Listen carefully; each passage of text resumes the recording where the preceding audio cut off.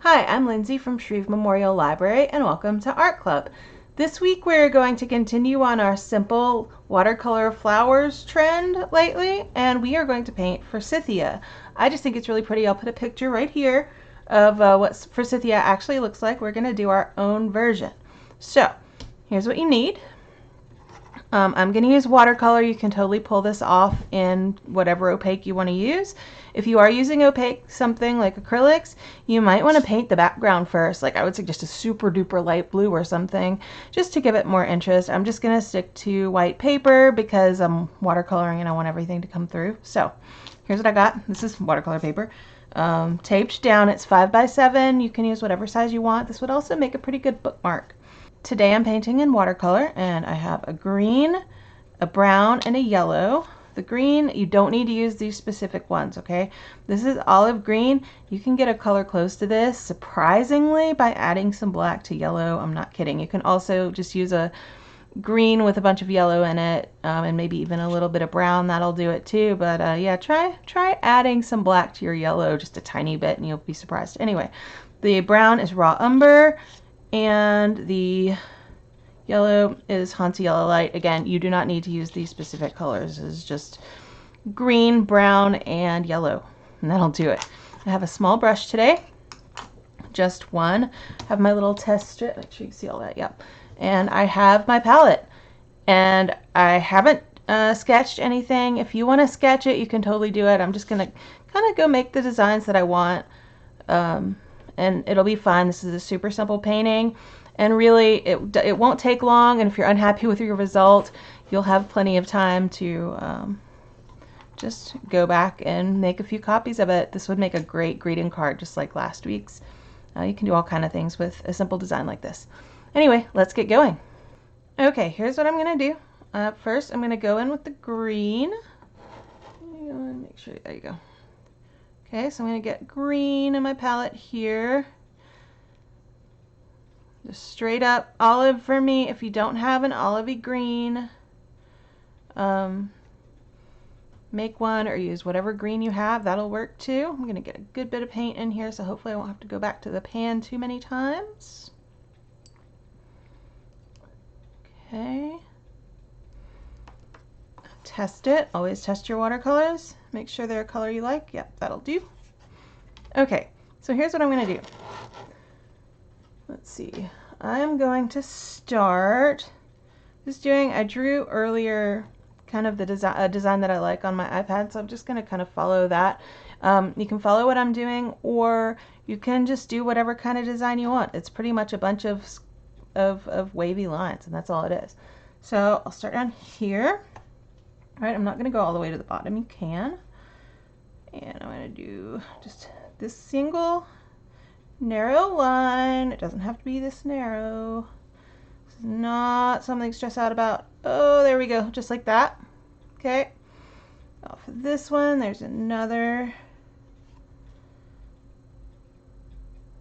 little bit like that. And let's see. I'll do one through the middle, kind of, not exactly straight, but so this guy is going to go almost all the way to the top. Well, this just distance kind of. Okay. Will do. And then he's got, ooh, that's a lot of paint in there. That. And let's see, you don't have to go from the bottom to the top. You can always go from the top to the bottom. So I'm going to go, say I want one to end about here.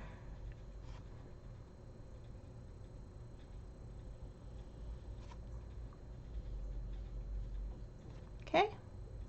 We'll give him another guy over here. I just want, what I'm going for here is balance. I just want it to look like a balanced painting.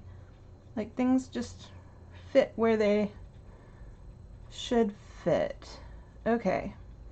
I'm going to do a guy over here, kind of in the middle of here. And he's going to go all the way down here. And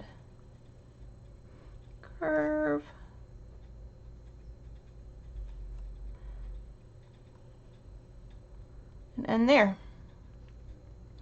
And then, let's see, we'll do this guy, big one over here.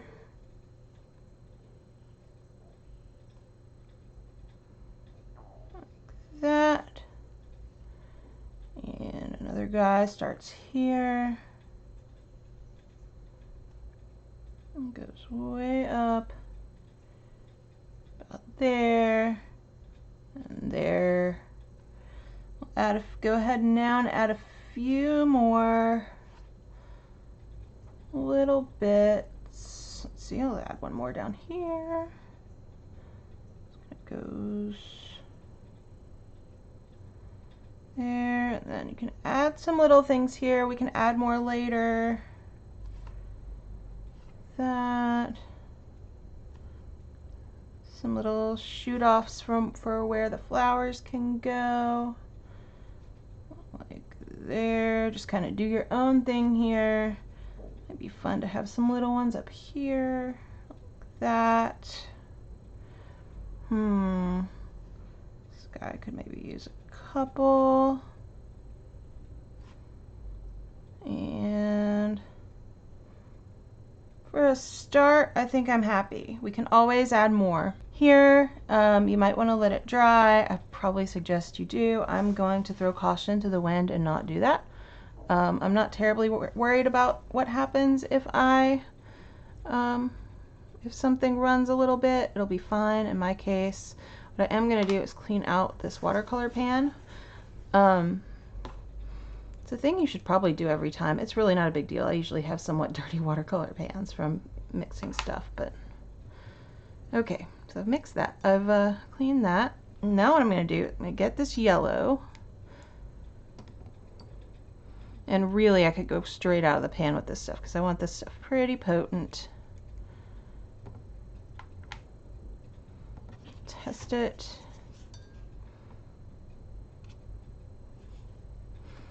I think I'm okay with that a little bit more. Okay. So for these flowers, Forsythias have 4 petals. I'm not worried about the number of petals so much. I'm just going to put a bunch of them on here. I'll start with, say, here, and I'm separating them. You don't have to.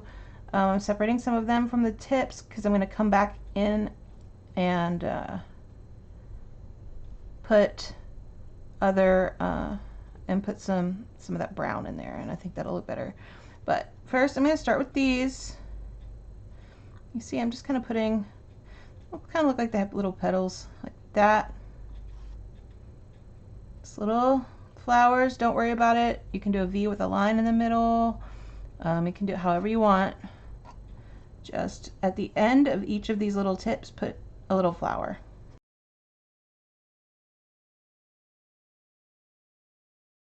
Okay, I've got flowers at the end of all of my tips, and now I'm just going to go and add more flowers. You can add these wherever you want. You can add as many or as few as you want. I'm just going to do the same thing, just like that. Don't get your hands in them, or try not to.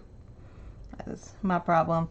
You can do them all attached, or you can do some of them, say, out here that you have to go catch up to with the brown later.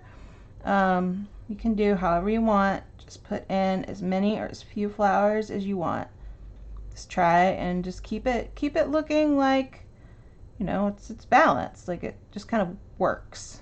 Just do your best to do that. That's all we're going for.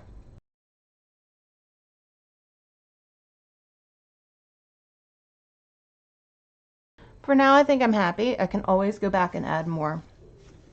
Now, this time you do need to let it dry, and it needs to dry pretty thoroughly. Your little flowers need to be dry before we do the next bit.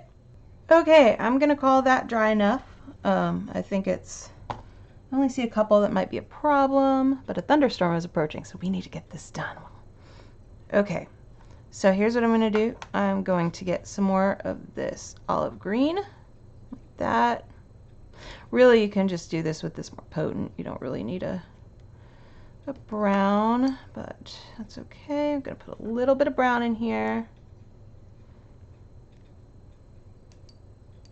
More than that. Okay, mixed it brown, mix it up really good, and then I want it pretty potent because I want it dark. That looks good. A little more green,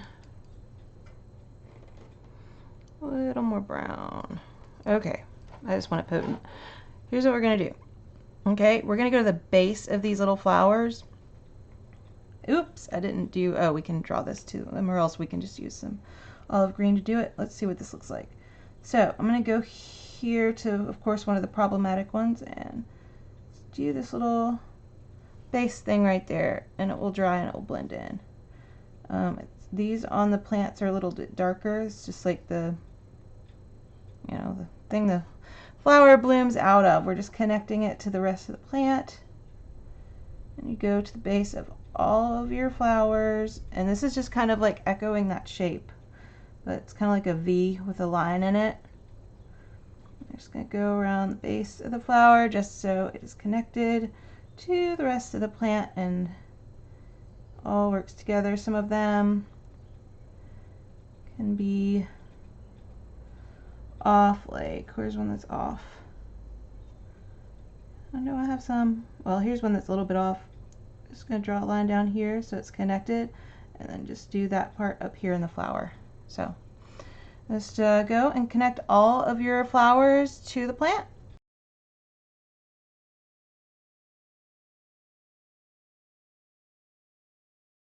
Okay, there are my little flower bases. I like this. This makes me happy. It's a nice, peaceful little painting. So I'm going to sign it now because we are done. And what I'm going to do is I'm going to take this brownie olive, but I'm going to dilute it because I don't want it to be as dark as that for this. Oh, I want it darker than that. I want to be able to see it. Now, don't forget to sign your painting. Your painting is awesome because you did it. So you should be proud of yourself for doing a painting. Okay, my painting is signed. I think this looks so nice.